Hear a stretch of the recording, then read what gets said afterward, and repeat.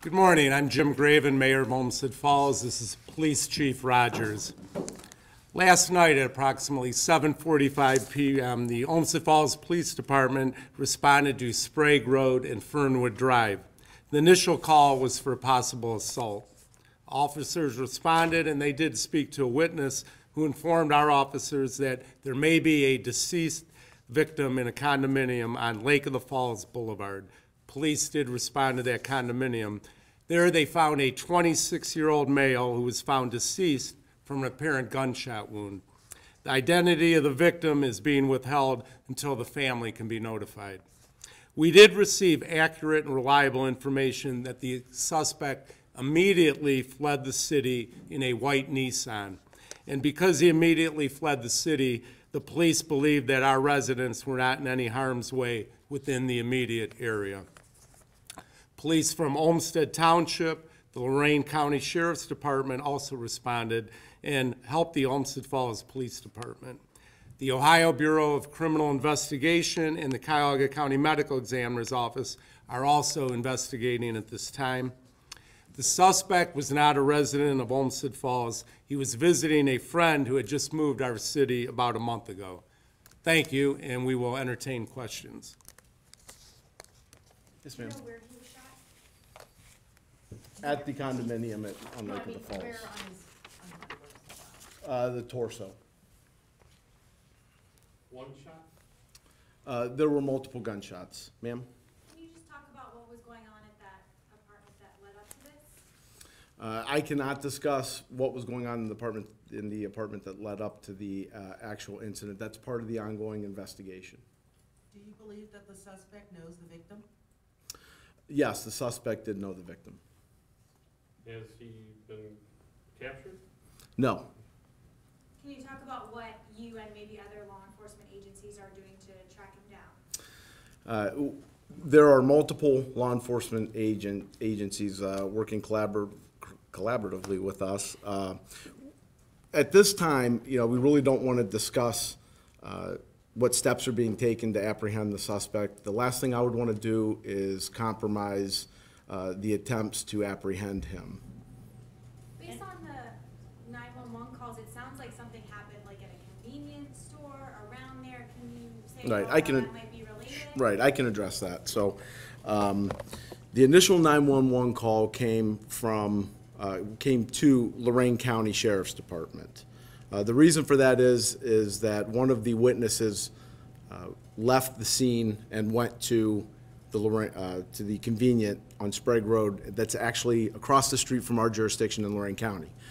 So that initial call went to Lorain County Sheriff's Department.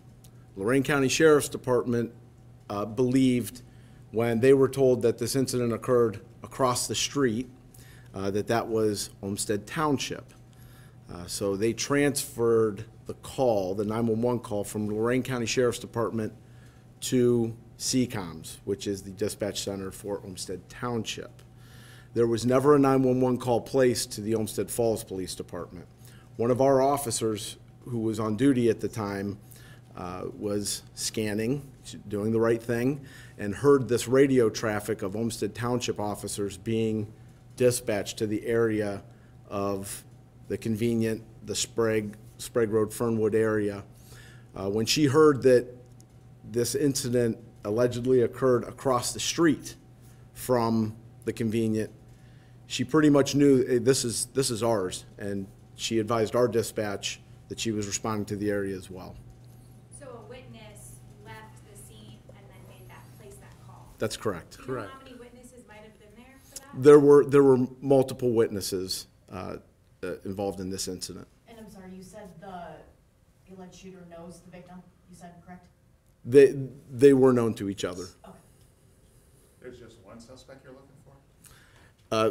Right now, I wouldn't feel comfortable commenting on how many suspects, who's involved, who's not involved, things of that nature. That is part of the ongoing investigation. I do not want to compromise that. What can the public do to help them or assist in any way? Well, the public in Olmsted Falls,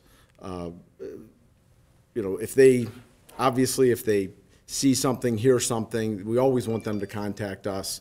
But at this point in the investigation, we're really relying on our law enforcement partners to assist us in apprehending this suspect. Right. We did receive accurate information that the suspect immediately fled the city, so there was no danger to our citizens.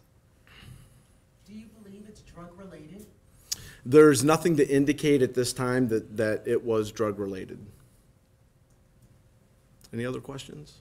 When was the last homicide in Olmsted Falls? That's an interesting question. We've discussed that quite a bit. Nobody in Olmsted Falls can remember a homicide going back. I wouldn't want to give you an exact number of years, but it's been more than 30, if ever. Wow. So, can you just talk about the ability of your officers to, obviously they're trained and so they know what to do when a call like this comes in, but still they don't go on calls like this all the time, so just being able to snap into action. Yeah. One of our detectives has over 20 years' experience, and I'll let the chief address that. So the officers working last night did an outstanding job. They secured the scene. When we get a call of this nature, the most important thing to do is secure the scene, render any medical aid, and then call in the cavalry, right? And the officers on scene handled that perfectly. The scene was secured. And the sergeant on duty made the necessary calls to who needed to come in and start investigating this. I was called, the Detective Bureau was called. Very quickly, we contacted Ohio BCI and the Cuyahoga County Medical Examiner's Office. Both of those agencies are still investigating this with us. So to your question, the officers are trained in these kind of things. They did a great job last night, and we were provided assistance from multiple agencies. Yes, ma'am. Do you have any idea of maybe where the suspect may have fled to? I wouldn't feel comfortable discussing that at this time, again, as part of the ongoing investigation, and I want to ensure that we do not compromise the stage of the investigation that we're at, which is apprehension. So if there were multiple witnesses, were any of them able to tell you guys who this suspect is? So, I mean, not to say tell us, but you kind of know who you're looking for at this point? Yes, ma'am. Okay. Is there a history of calls from that condominium? There is not. As the mayor stated, the people who live in that condominium just moved there within the last month. And did the victim live there? Was that his residence? We're still determining whether or not he was actually living there or was a guest at the time. We're still working that out. One resident at the condo told us that she's thinking about selling her condo because of what happened. Right. Your thoughts on that? We believe this was an isolated incident. Right. I mean, that's unfortunate, and I would hope that, that this wouldn't cause people to have that. That's a normal, I suppose, reaction the next morning when you hear about something like this. This isn't something that normally occurs in Olmsted Falls. Right. And when I can understand where some residents of that condo community would feel uneasy. I can tell you that this very violent crime that occurred has nothing to do with the community. It has to do with what occurred inside that condo between those people, if you follow. Right. And we review the police reports every morning, and I can assure our residents that this is a very safe town, and that neighborhood is a very safe neighborhood. Yes, ma'am. What's the complex called? Lake of the Falls condominiums. Were you guys able to recover any weapons at the scene? All I will tell you is we did recover over 40 pieces of evidence. Did it happen on the first floor, upstairs?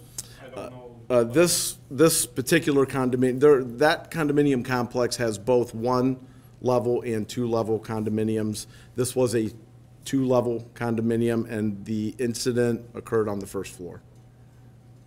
You're not identifying the victim at this time? No. Not until we can notify family, out of respect. Anything else? Okay. Thank you very Thank much you, for your everyone. time today.